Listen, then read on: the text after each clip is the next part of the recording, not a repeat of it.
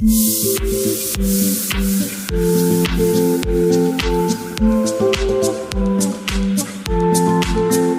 राधे, कैसे हो आप सब? आई होप आप सब बहुत अच्छे होंगे। आज एक बहुत ही इंटरेस्टिंग जगह हम जा रहे हैं। आज हमारे ना पड़ोस में करतार नगर है, वहाँ पे शिव महापुराण हो रही है। तो चल तो काफ़ी दिन से रही, मैं सोच रही थी काफ़ी दिन से जाने के लिए, लेकिन अनफॉर्चुनेटली पहुँच ही नहीं पा रही थी। सो फाइनली आज हम जा रहे हैं और आप लोग भी चलिए हमारे साथ। हम भी वहाँ के, आप कैसे कैसे वहाँ की डेकोरेशन है और क्या कथा हो रही है और कौन कौन आया है, मैं सब दिखाऊंगी आपको। Let's go. हम जैसे ही वहाँ पहुँचे तो वहाँ देखा कि कथा पंडाल के बाहर एक कथा पंडाल का भी ना बहुत बड़ा ग्राउंड था। उसके बाहर जैसे सड़क से नीचे उतरते हैं, वहाँ पे बहुत सारी पूजा की सामग्री के छोटे-छोटे स्टॉल लगे हुए थे। जैसे हर पूजा की जगह या धार्मिक जगह पे स्टॉल लगे रहते हैं ना, तो वैसे वहाँ पे स्टॉल लगे हुए। तो जगह-जगह पे ये लोग रोक के तिलक लगा रहे थे आपके। और ये देखिए दूर से ही दिख रहा है हमारा कथा पंडाल, कितना सुंदर सजा हुआ है।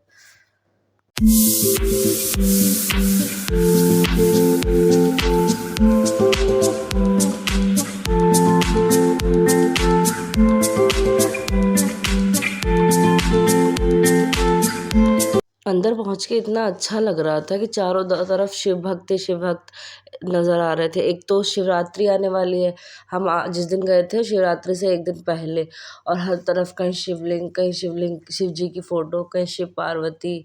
और यहाँ पे ये इनका जो कौशिक जी महाराज है ना, वृंदावन के, उनका मेन ऑफिस बनाया गया था। यहाँ पे अगर आप कोई दान पुण्य करना चाहते हैं तो वो कर सकते हैं, स्टॉल लगे हुए थे। या आप किसी गाय के लिए दान देना चाहते हैं तो उनके लिए भी यहाँ पे स्टॉल लगे हुए थे। जैसे ही हम लोगों ने वहाँ एंट्री की तो एक साइड में ना कौशिक जी महाराज की जो उपलब्धियाँ थी, उनके बड़े बड़े बैनर लगे हुए थे कि उन्होंने क्या क्या काम किए हैं, और उनकी पेपर की कटिंग के भी बैनर लगे हुए थे। और ये देखिए सामने आपको कितना बड़ा शिवलिंग दिख रहा होगा। आंटी, आने पे कैसा लग रहा है आपको? बहुत अच्छा लग रहा है, बहुत ही अच्छा। और आने में दिक्कत भी नहीं होती ना ज़्यादा? कोई दिक्कत नहीं, दिक्कत का दर्शन को जाओ तो दिक्कत तो झेलनी पड़ती है। हाँ दिक्कत नहीं झेलेंगे तो भगवान देंगे। हाँ। और यहाँ पे किसकी कथा हो रही है? यहाँ पे तो शिव कौशल जी की हो रही है। अच्छा, कौशिक जी की। और मिश्रा जी भी आए थे। हाँ, प्रदीप मिश्रा भी आए थे ना। मिश्रा जी आए, बागेश्वर धाम वो भी आए, हाँ अनुराधा जी वो भी आए, और एक देवकी नंदन वो भी आए, और दीनी माँ भी आई। महात्मा, बहुत महात्मा आए, उनका नाम अभी याद नहीं आ रहा। यहाँ पे पूरा देख के अच्छा लग रहा है ना, जैसे लग रहा है पूरा देख। बारह शिवलिंग की वो लग रही है। हाँ, बड़े भोले बाबा आए। और कल शिवरात्रि है तो और अच्छा लगेगा यहाँ पे। बहुत ही अच्छा लग रहा है, ऐसा लग रहा है जैसे मेला सा चल रहा है, ऐसा लग रहा है जैसे काशी विश्वनाथ घूम रहे हैं। हाँ इस तरह हाँ, लग रहा है। चलो बढ़िया, आप भी दर्शन करो, हम भी करते हैं ना। हाँ, जय भोले की। जय भोले की, हर हर महादेव। अनिरुद्धाचार्य भी आए थे और प्रदीप मिश्रा भी आए थे। ये सब सारे संत आते हैं एक जगह तो बहुत अच्छा लगता है। और ये कौशिक जी महाराज, इनकी तो मेन कथा ही चल रही है। और साध्वी ऋतंबरा जी वो भी आई थी यहाँ पे। और यहाँ पे बढ़ रहे हैं रुद्राक्ष। अगर देखते हैं तो सामने ही रुद्राक्ष बढ़ रहे हैं, अगर देखते हैं मौका मिलता है तो चलते हैं। इन्हें तो आप लोग पहचानते होंगे, ये हैं साध्वी ऋतंबरा जी। और जहाँ यहाँ पे जितने भी लोग आए हैं ना, मतलब इनकी एक दिन की कथा थी। कौशिक जी महाराज की तो मेन कथा हो ही रही है, बीच में प्रदीप मिश्रा एंड अनिरुद्धाचार्य, प्रदीप मिश्रा सीहोर वाले जो आजकल काफ़ी वायरल भी हो रहे हैं, उनकी अनिरुद्धाचार्य वृंदावन वाले, ये सब लोग आ चुके एक दिन की कथा कहने के लिए। मैंने वो टाइम तो मिस कर दिया, सॉरी, मैं तब नहीं आ पाई। लेकिन इनकी कौशिक जी महाराज की भी कथा मैंने फ़र्स्ट टाइम सुनी और मुझे बहुत आनंद भी आया उनकी कथा सुन के। और उनको फ़र्स्ट टाइम सामने से देखा भी, इतनी पास से। और यहाँ पे एक बहुत बड़ा शिवलिंग था, जिनकी शिवलिंग की स्थापना की गई थी। मतलब ये होता है ना कि एक कथा चल रही है, वो तो चल ही रही है, लेकिन साइड में ये अट्रैक्शन की चीज़ें होती हैं, शिवलिंग बनवा देना, या यहाँ पे साइड में शिव परिवार था। और सबसे खास बात, यहाँ पे 12 ज्योतिर्लिंगों की भी स्थापना की गई थी दर्शन करने के लिए। ये कितना सुंदर ज्योतिर्लिंग, ये शिवलिंग इतना विशाल था ना, अच्छा लग रहा था दूर से ही देखते हुए घुसते। और शिवलिंग के जस्ट, जैसे कि हमेशा शिवलिंग के जस्ट सामने नंदी होते हैं, ऐसे ही शिवलिंग के जस्ट सामने एक बहुत बड़ी नंदी की प्रतिमा भी थी। और ये देखिए परिसर कितना बड़ा है, कितना विशाल। यहीं पे बागेश्वर धाम सरकार भी पहले आए हुए थे, लेकिन ये ना, आप अगर मन में दृढ़ निश्चय कर लो कि हाँ हम आज जाएंगे जाएंगे, तो आप ज़रूर जाते हो। और यहाँ पे एक साइड में एक दूसरा पंडाल लगा हुआ था, जिसमें ये सबसे पहले कार्तिकेय जी की मूर्ति और जितने जितने भी शिवलिंग हैं, शिव जी के 12 ज्योतिर्लिंग हैं, उनके 12 ज्योतिर्लिंगों के रूप भी यहाँ अलग अलग पंडाल में सजे हुए थे और सबका नीचे नाम भी मेंशन था। ये देखिए श्री ओमकारेश्वर ज्योतिर्लिंग है ये, और इसके आगे ये है नागेश्वर ज्योतिर्लिंग।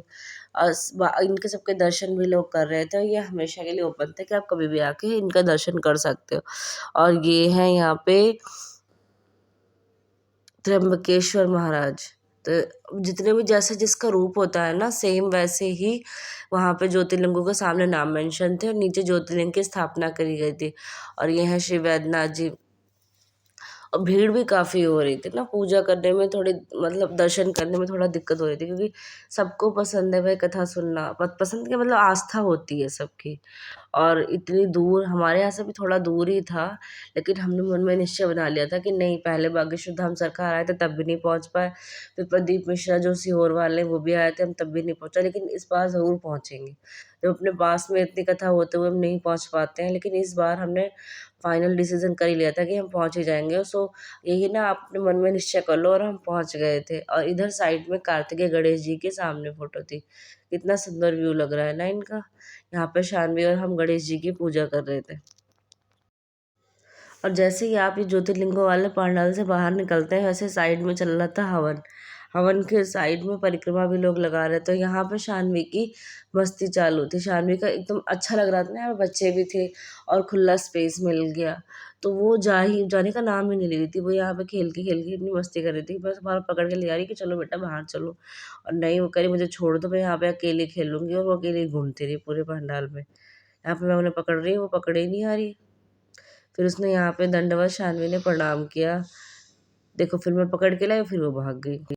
उसका यहाँ से तो बिल्कुल जाने का मन ही नहीं कर रहा था बार बार, जबकि इसकी तबीयत थोड़ी ढीली थी, इसकी चोट लग गई थी, लेकिन फिर भी वो जाने का मन ही नहीं कर रहा था उसका। यहाँ पे जैसे ही मैं कर रही हूँ वैसे सेम हर चीज़ में वो कॉपी करती है, वैसे वो भी दंडवत प्रणाम कर रही थी। और जैसे हम लोग बाहर निकले, तो जैसे कि मैंने आपको बताया था कि यहाँ पे हवन चल रहा था, यज्ञ हो रहा था। यज्ञ के साइड में ही सुबह से ही सब लोग, हम लोग का टाइम हो 10-11 बजे का टाइम है, बहुत तेज़ धूप हो गई थी, लेकिन यहाँ लोग सुबह से ही आके यज्ञ की परिक्रमा करने लगते हैं। और देखिए कितने सारे लोग एक साथ कितनी स्पीड में परिक्रमा कर रहे हैं। जितनी आपकी श्रद्धा है आप उतनी परिक्रमा लगा सकते हैं। तो हमने भी अपनी परिक्रमा लगाई। जटाओं में दूसरों के वास्ते तू सदैव ही जिया,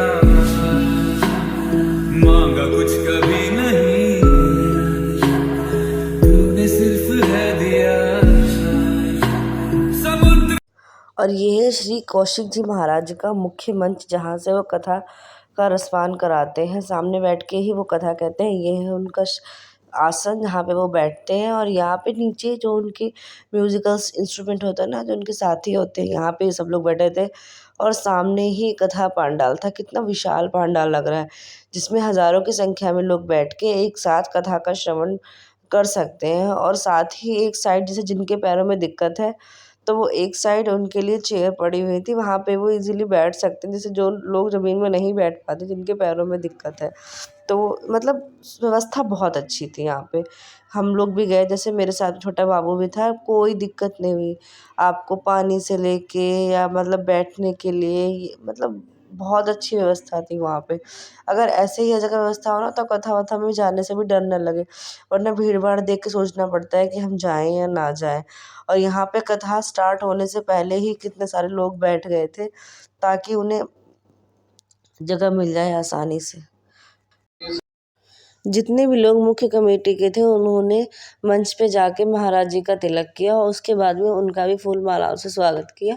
अच्छा लगता है ना जब ऐसे किसी संत महात्मा के आप दर्शन करो, या ऐसे किसी मतलब जुड़ो आप गैदरिंग में, तो बहुत ही मेरा तो दिन बहुत अच्छा गया। सच में सोच के आई थी ना, इतनी मतलब शरीर थक रहा था वो अलग से, लेकिन जब महाराज जी को देखा और वहाँ की डेकोरेशन देखी, तो मेरा मतलब पर्सनली मुझे इतना अच्छा लगा ना कि क्या ही बताऊँ मैं आपको।